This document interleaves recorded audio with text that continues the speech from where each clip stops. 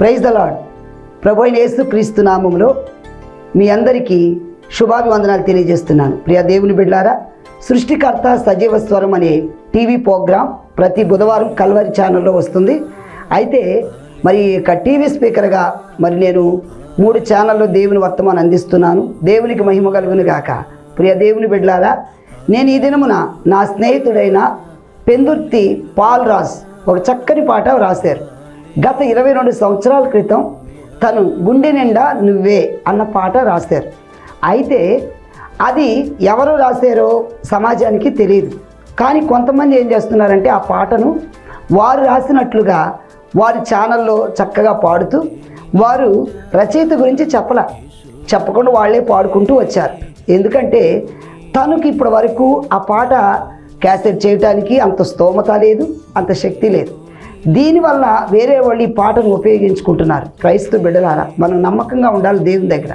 ఎందుకంటే అతను ఎంతో కష్టపడి ప్రార్థన చేసి తన జీవితంలో తన గుండెలో ఉన్న దుఃఖం, బాధను ఒక పాటలాగా దేవుడిచ్చిన దైవిక జ్ఞానంతో రాశారు. కానీ అది ప్రజల్లోకి తీసుకెళ్ళటానికి తన ఆర్థికంగా ఇబ్బంది వల్ల ఆ పాట తెలియలేదు ఎవరికి, సమాజానికి ఇతను రాసినట్లు. అయితే దేవుడి పిడిచిన కృపతో, జ్ఞానముతో ఈ పాట సమాజానికి తెలియపరచాలని కొంతమంది సేవకుల ప్రోత్సాహంతో మేమున్నాం సపోర్ట్. కానీ చాలామంది దైవికంగా, ఆత్మీయంగా తన సపోర్ట్తో ముందుకొచ్చారు. ఆ పాటను ఆగస్టు 15న రిలీజ్ చేస్తున్నారు. ఇప్పుడైతే క్రోమా వచ్చింది. ఆగస్టు 15 ఆ పాట రిలీజ్ అవుతుంది. దేవునికి మహిమ.